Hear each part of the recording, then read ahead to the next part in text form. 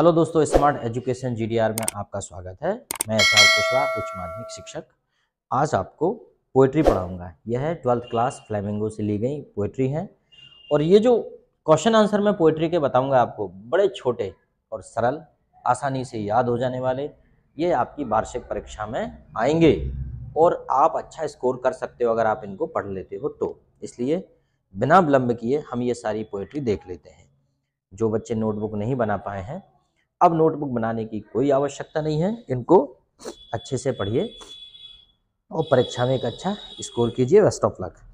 बहुत सारी पोएट्री मैं आपको एक साथ पढ़ा देता हूँ। जैसे कि पोएट्री नंबर 1 है, और ये जो पोएट्री नंबर 1 है, माय मदर एट 66। इसका मतलब ये है मेरी माँ 66 की।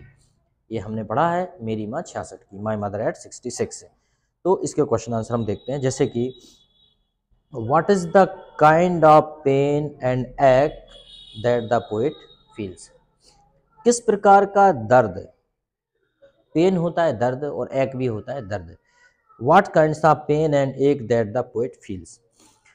अब यहाँ पे हम बात कर रहे हैं कि एक और पेन में क्या अंतर है।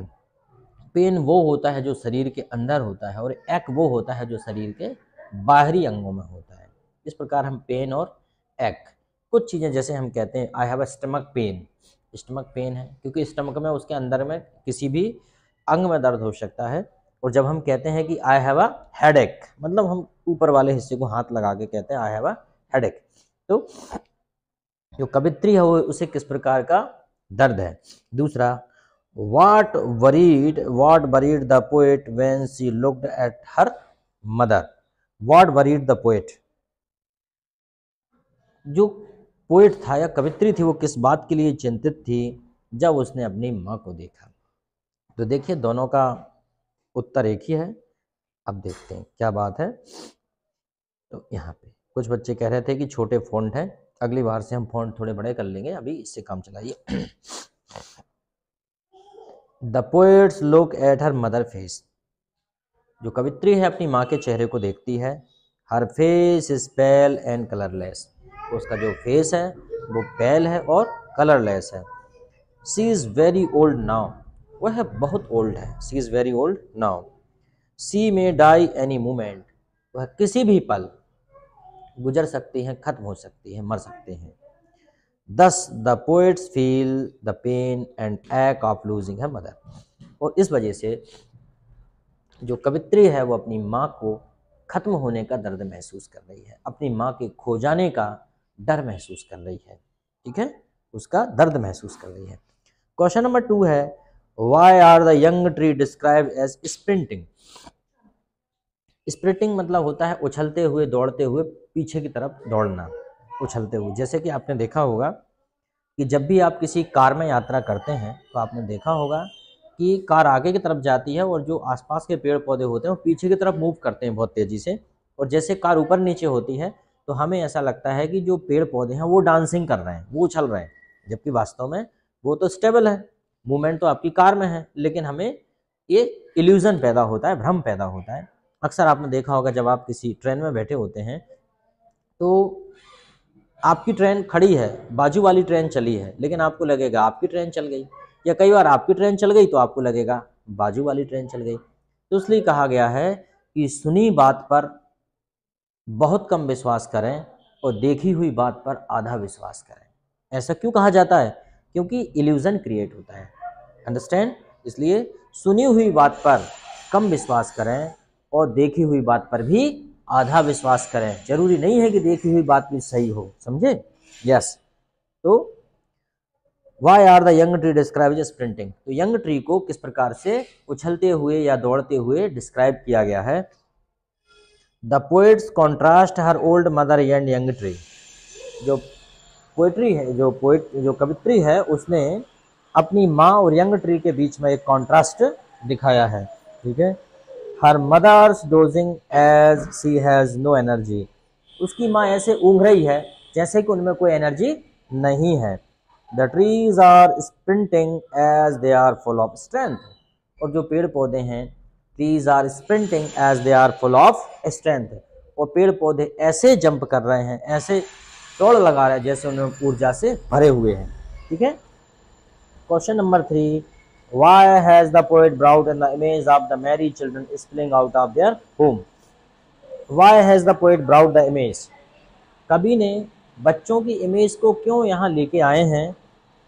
ऑफ द मैरी चिल्ड्रन, मतलब मैरी मतलब आनंद, उत्सव, है ना, खुश। Mary children spilling out of their house, मतलब अपने घरों के सामने बच्चे गोल गोल बनाकर खेल रहे हैं, उन बच्चों की, खुश हैं काफ़ी बच्चे, उनकी इमेज को यहाँ पर कवि क्यों लेके आया है? वजह क्या है? आंसर है the poet highlights the helplessness of old age with the help of children. Poet highlights the helplessness of old age. कवि ने यहाँ पे वर्णन किया है, डिस्क्राइब किया है हेल्पलेसनेस। हेल्पलेसनेस मतलब जिसे कहते हैं ना कि असहायता, कि उम्र के साथ किस प्रकार व्यक्ति असहाय हो जाता है। With the help of children, बच्चों की सहायता से, जैसे कि who are spilling out of their home, जो बच्चे अपने घर के सामने कैसे गोल गोल खेल रहे हैं, गोल गोल रानी, कितने प्रकार के गेम होते हैं, बच्चे खेल रहे हैं।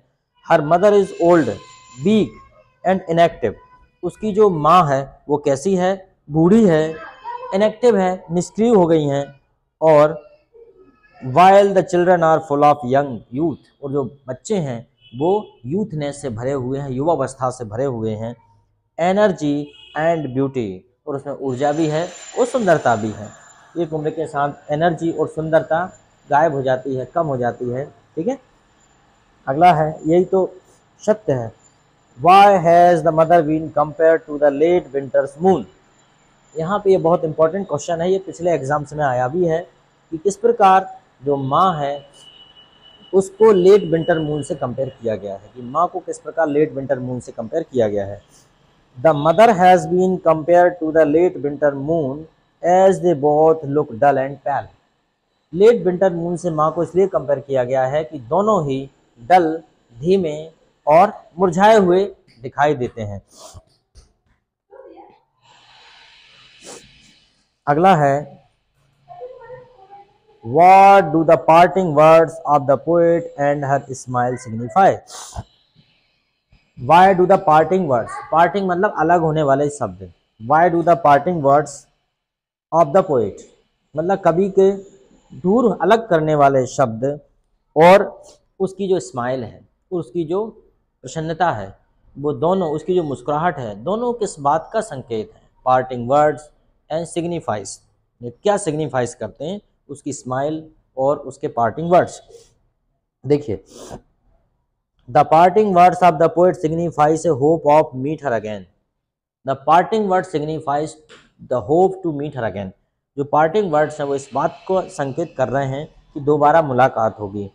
हर smile hides her fears of losing her mother, और उसकी जो स्माइल है वो इस बात को छुपाने की कोशिश है कि वह एक दिन अपनी माँ को खो देगी। हम कई बार दुखों को भी हंस के टाल देते हैं, दुखों को भी हंस के, दुखों में भी हंस के ये बताने का प्रयास करते हैं कि हम काफ़ी मजबूत हैं। कई बार असफलता मिल जाती है हमें जीवन में, फिर भी हम सामने वाले से मुस्कुरा के पेश आते हैं, इसलिए कि कोई बात नहीं, ये जो असफलता है ये टेम्परेरी है, फिर भी कभी ठीक हो जाएगा। कोई हमारी प्रिय वस्तु खो जाती है, फिर भी हम स्माइल करने का अभ्यास करते हैं। वैसी पोइट्री में जो है कवित्री कर रही हैं। What were the poet's feeling at the airport? How did he hide them? What were the poet's feeling at the airport? Airport पर जो पोएट की फीलिंग क्या थी? How did she hide them? और उसने उनको कैसे हाइड किया? At the airport, the poet feared losing her mother. Airport पर जो पोएट थी उसमें उसकी माँ को खोने का डर था। She hid her fear by smiling. और उसने क्या किया?